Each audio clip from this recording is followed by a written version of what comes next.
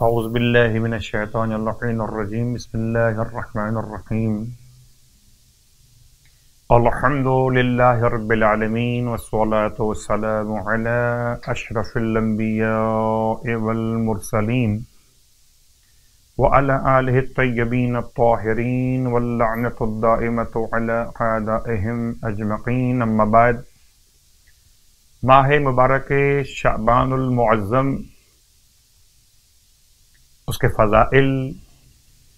اس کے اعمال کا مسلسل بیان آپ کی خدمت مقدس میں،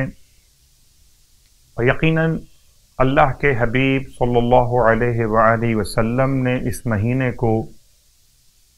اپنی ذات مقدس سے منسوب کر کے اس کی اہمیت کو سمجھا دیا ہے۔ بس جس کی نگاہوں میں اہمیت ختمی مرتبت، اتنا ہی اس ماہ مبارک شعبان کی اہمیت یقیناً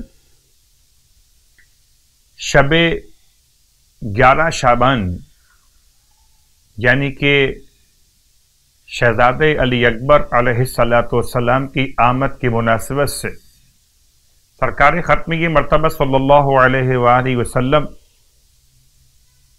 کی صورت اور سیرت،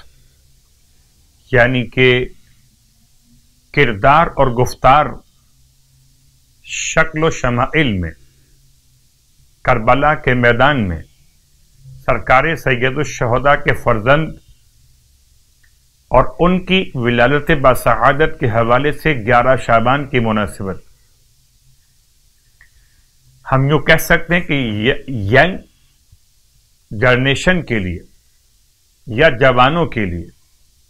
یوم جوانان، یوم شہزادے علی اکبر علیہ السلام،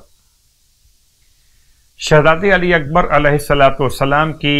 شخصیت کو وسیلہ بنانے کے لیے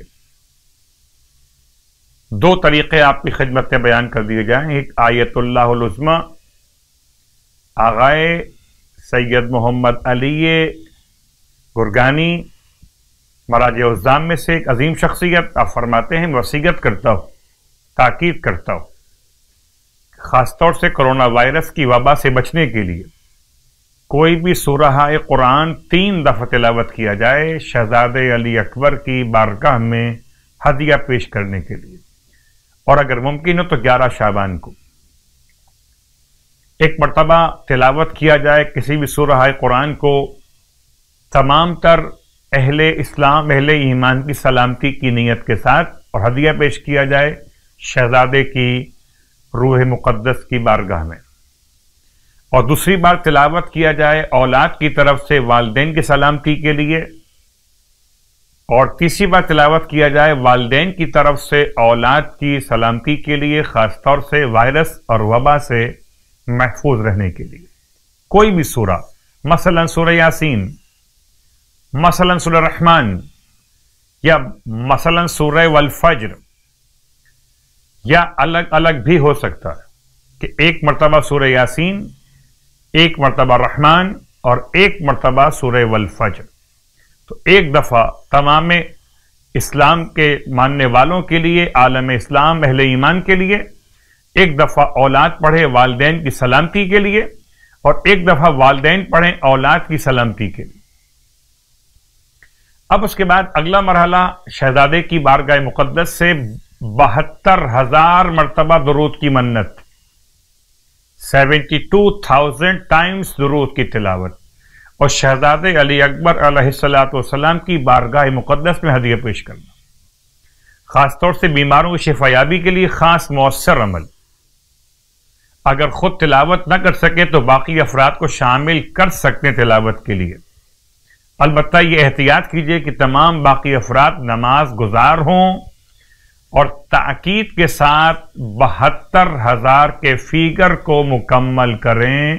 مکمل درود کی تلاوت کے ساتھ۔ اب آئیے ماہ شعبان کی 11ویں شب کی نماز اور اس کا ثواب۔ سرکار ختمی مرتبہ صلی اللہ علیہ وآلہ وسلم ارشاد فرماتے ہیں 11ویں شب کی نماز کو بیان کرتے ہوئے کہ اگر کوئی انسان 11ویں شب ماہ شعبان میں نماز انجام دے 8 رکعت نماز، کہ ہر رکعت میں الحمد 1 مرتبہ تلاوت کیا جائے اور سورہ کافرون 10 مرتبہ پڑھا جائے. تو آپ ارشاد فرماتے ہیں اس خدا کی قسم جس نے مجھے برحق پیغمبر مبعوث فرمایا، یہ نماز سوائے ایسے مومن کے کہ جو کامل ایمان ہو انجام دے ہی نہیں پاتا، اور خداوند عالم اسے ہر ایک رکعت کے بدلے جنت کے باغات میں سے ایک باغ عنایت فرما دیتا ہے. تو گویا 8 رکعت نماز کا مطلب 8 باغات جنت. سبحان اللہ. اور پھر اللہ کے حبیب کی بارگاہ مقدس سے روزوں کے ثواب کا بیان بھی ارشاد فرماتے ہیں، جو شخص 11 روزے ماہ شعبان کے مکمل کرے تو اس کی قبر کو 11 منارہ نور منور کریں گے. 11 نور کے مینار اس کی قبر کو منور کریں گے. سبحان اللہ. کبھی غور کیجئے کہ جتنی بڑی بڑی لائٹس لگائی جاتی ہیں گراؤنڈز میں، دیگر پبلک مقامات پر، تو ان کی روشنی کی بنیاد پر پورا علاقہ چمک اٹھتا ہے. قبر کا انداز کیجئے اور 11 مینار نور کی روشنی. پروردگار ہم سب کو شہادت علی اکبر علیہ السلام کے وسیلے سے، خاص طور سے ہمارے جوانوں کو، اپنی پاکیزگی کی حفاظت کی توفیق عطا فرمائے، ہمارے جوانوں کے عقیدے کی حفاظت فرمائے، ہمارے جوانوں کو شہزاد علی اکبر علیہ السلام کے سیرت پر چلتے ہوئے کامیاب ترین ناصران امام زمان بننے کی توفیق عطا فرمائے. الہی آمین.